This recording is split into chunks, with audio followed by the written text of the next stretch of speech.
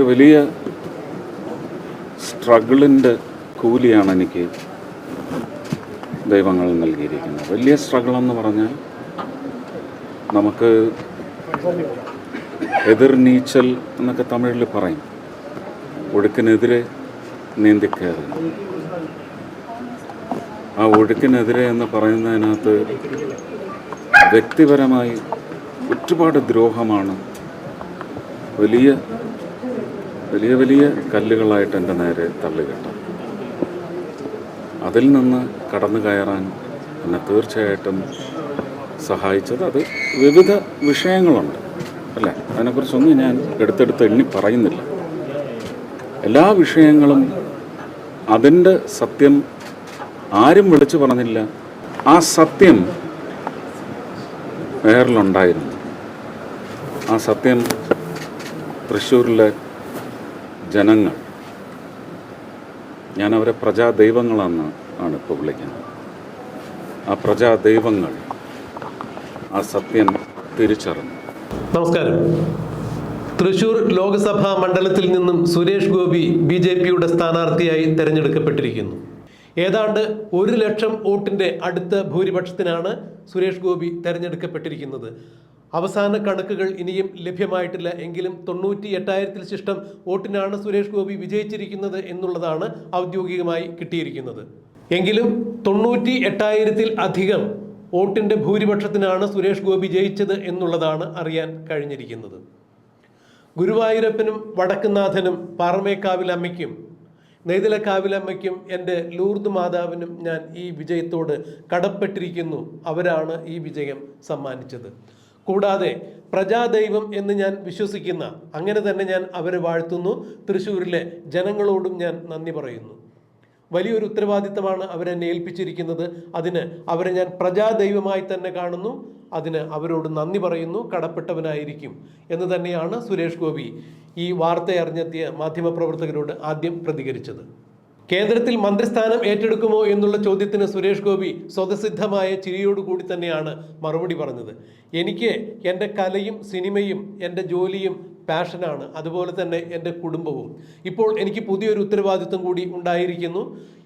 ഇതിനോടെല്ലാം എനിക്ക് കൃത്യമായ രീതിയിൽ നീതി പുലർത്തേണ്ടതുണ്ട്. ഇതെല്ലാം എൻ്റെ അവിഭാജ്യ ഘടകങ്ങൾ തന്നെയാണ്. അതുകൊണ്ട് ഇപ്പോൾ ഞാൻ ഏറ്റെടുത്തിരിക്കുന്ന ചില കാര്യങ്ങളുണ്ട്, കമ്മിറ്റ്മെൻറ്റ്സ് ഉണ്ട്. ഇത് തീരുന്നത് വരെ എനിക്ക് സമയം അനുവദിക്കണമെന്ന് ഞാൻ ശ്രീ മോദിജിയോടും അമിത്ഷാജിയോടും രാജ്നാഥ് സിംഗ്ജിയോടും എല്ലാം ആവശ്യപ്പെട്ടിട്ടുണ്ട്. അല്ലെങ്കിൽ അത്തരത്തിൽ അവരോടൊക്കെ എൻ്റെ അപേക്ഷ സമർപ്പിച്ചിട്ടുണ്ട് എന്നാണ് സുരേഷ് ഗോപി മാധ്യമപ്രവർത്തകരോട് പറഞ്ഞത്. കേന്ദ്രമന്ത്രിയാകുമോ ഇല്ലയോ എന്നുള്ള കാര്യത്തിന് സുരേഷ് ഗോപി വ്യക്തമായി ഒരു മറുപടി പറഞ്ഞില്ല. എന്നാൽ സുരേഷ് ഗോപി കേന്ദ്രമന്ത്രിയാകും എന്ന് തന്നെയാണ് അറിയാൻ സാധിക്കുന്നത്. എന്തായാലും ചരിത്രത്തിൽ ആദ്യമായി BJPക്ക് ഒരു MP കേരളത്തിൽ നിന്നും ഉണ്ടാകുന്നു എന്നുള്ളത് എടുത്തു പറയേണ്ട സവിശേഷത തന്നെയാണ്. താൻ ഒഴുക്കിനെതിരെ നീന്തിയാണ് ഈ സ്ഥാനത്തെത്തിയിരിക്കുന്നത്. ഈ സ്ഥാനം എനിക്ക് കൽപ്പിച്ചു തന്ന ജനങ്ങളോട് എന്നും കടപ്പെട്ടവനായിരിക്കുന്നു. ജനങ്ങളെ പ്രജാ ദൈവമായി തന്നെ ഞാൻ കാണുന്നു എന്നാണ് സുരേഷ് ഗോപി കൂടെ എടുത്തു പറഞ്ഞത്. എന്നെ പുച്ഛിച്ചവരോടും എനിക്ക് നന്ദിയുണ്ട്. അവർ ഇനി ഭാരമൊക്കെ ഇറക്കി വെച്ച് സുഖമായി ഉറങ്ങട്ടെ. ആരോടും വ്യക്തിപരമായി യാതൊരു വൈരാഗ്യവുമില്ല.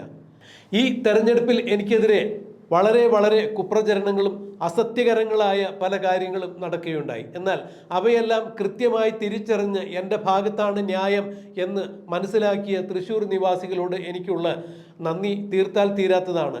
സത്യമേത്, അസത്യമേത്, ന്യായമേത്, അന്യായമേത് എന്ന് തിരിച്ചറിയുവാൻ തൃശ്ശൂർ നിവാസികൾക്ക് ഈശ്വരൻ ഒരു വെളിവ് കൊടുത്തു. അല്ലെങ്കിൽ അവർക്ക് അങ്ങനെ ഒരു അനുഗ്രഹം ഭഗവാൻ കൊടുത്തു. ആ അനുഗ്രഹം കൊണ്ട് തന്നെയാണ് അവർ എന്നെ തിരഞ്ഞെടുത്തത്. അതിന് എന്നും അവരോട് കടപ്പെട്ടവനാണ്. ഈ പറഞ്ഞ എല്ലാ ഈശ്വരന്മാരോടും ഞാൻ കടപ്പെട്ടിരിക്കുന്നു. ഗുരുവായൂരപ്പനോടും വടക്കുനാഥനോടും പാറമേക്കാവിലമ്മയോടും നെയ്തലക്കാവിലമ്മയോടും അതുപോലെ തന്നെ തൃശ്ശൂർ ലൂർദ് മാതാവിനോടുമെല്ലാം ഞാൻ കടപ്പെട്ടിരിക്കുന്നു. എൻ്റെ കൂടെ നിന്ന എല്ലാ സഹപ്രവർത്തകർക്കും എൻ്റെ പാർട്ടി നേതാക്കന്മാർക്കുമെല്ലാം ഈ തരുണത്തിൽ ഞാൻ നന്ദി രേഖപ്പെടുത്തുന്നു. എല്ലാവരെയും നന്ദിയോടുകൂടി തന്നെ അനുസ്മരിക്കുന്നു എന്നാണ് മാധ്യമപ്രവർത്തകരെ കണ്ടപ്പോൾ സുരേഷ് ഗോപി വ്യക്തമാക്കിയത്. ഇനി വരും കാല പരിപാടികൾ എന്താണ് എന്നുള്ളത് കൃത്യമായി ആലോചിച്ചതിന് ശേഷം എല്ലാവരെയും അറിയിക്കുന്നതായിരിക്കും. എല്ലാവർക്കും നന്ദി, മാധ്യമ സുഹൃത്തുക്കൾക്കും നന്ദി എന്ന് തന്നെയാണ് സുരേഷ് ഗോപി പറഞ്ഞത്. ഒഴുക്കിനെതിരെ നീന്തി തന്നെയാണ് ഇവിടെ വരെ എത്തിച്ചേർന്നത്. അതിന് എന്നോട് കൂട്ടുചേർന്ന് നിന്ന് എല്ലാവർക്കും, മാധ്യമപ്രവർത്തകരടക്കം നിങ്ങൾ എല്ലാവർക്കും നന്ദിയുണ്ട് എന്ന് തന്നെയാണ് സുരേഷ് ഗോപി പറഞ്ഞത്. സുരേഷ് ഗോപി മാധ്യമങ്ങൾക്ക് മുന്നിൽ പ്രതികരിച്ചതിന്റെ പ്രസക്ത ഭാഗങ്ങൾ നമുക്കൊന്ന് കേൾക്കാം. ഗുരുവായൂരപ്പന്, വടക്കുംനാഥന്, തിരുവമ്പാടി ശ്രീകൃഷ്ണസ്വാമിക്ക്, നെയ്തിലക്കാവിലമ്മയ്ക്ക്, പാറമേക്കാവിലമ്മയ്ക്ക്, കാർത്യായനി ദേവിക്ക്, അങ്ങനെ തൃശ്ശൂർ എനിക്ക് ഈ വിജയം അനുഗ്രഹമായി സമ്മാനിച്ച എല്ലാ ഈശ്വരന്മാർക്കും, എൻ്റെ ലൂർദ് മാതാവിന് ഇത് പ്രണാമം. ഒരു വലിയ സ്ട്രഗിളിൻ്റെ കൂലിയാണ് എനിക്ക് ദൈവങ്ങൾ നൽകിയിരിക്കുന്നത്. വലിയ സ്ട്രഗിളെന്ന് പറഞ്ഞാൽ നമുക്ക് എതിർനീച്ചൽ എന്നൊക്കെ തമിഴിൽ പറയും. ഒഴുക്കിനെതിരെ നീന്തിക്കയറി. ആ ഒഴുക്കിനെതിരെ എന്ന് പറയുന്നതിനകത്ത് വ്യക്തിപരമായി ഒരുപാട് ദ്രോഹമാണ് വലിയ വലിയ വലിയ കല്ലുകളായിട്ട് എൻ്റെ നേരെ തള്ളിക്കിട്ടും. അതിൽ നിന്ന് കടന്നു കയറാൻ എന്നെ തീർച്ചയായിട്ടും സഹായിച്ചത് അത് വിവിധ വിഷയങ്ങളുണ്ട് അല്ലേ. അതിനെക്കുറിച്ചൊന്നും ഞാൻ എടുത്തെടുത്ത് എണ്ണി പറയുന്നില്ല. എല്ലാ വിഷയങ്ങളും അതിൻ്റെ സത്യം ആരും വിളിച്ചു പറഞ്ഞില്ല. ആ സത്യം വേറിലുണ്ടായിരുന്നു. ആ സത്യം തൃശ്ശൂരിലെ ജനങ്ങൾ, ഞാനവരെ പ്രജാദൈവങ്ങളെന്ന് ആണ് ഇപ്പോൾ വിളിക്കുന്നത്. ആ പ്രജാദൈവങ്ങൾ ആ സത്യം തിരിച്ചറിഞ്ഞു. വഴിതെറ്റിക്കാൻ നോക്കിയിടത്തൊന്നും അവരുടെ പ്ലീസ് പ്ലീസ് പ്ലീസ്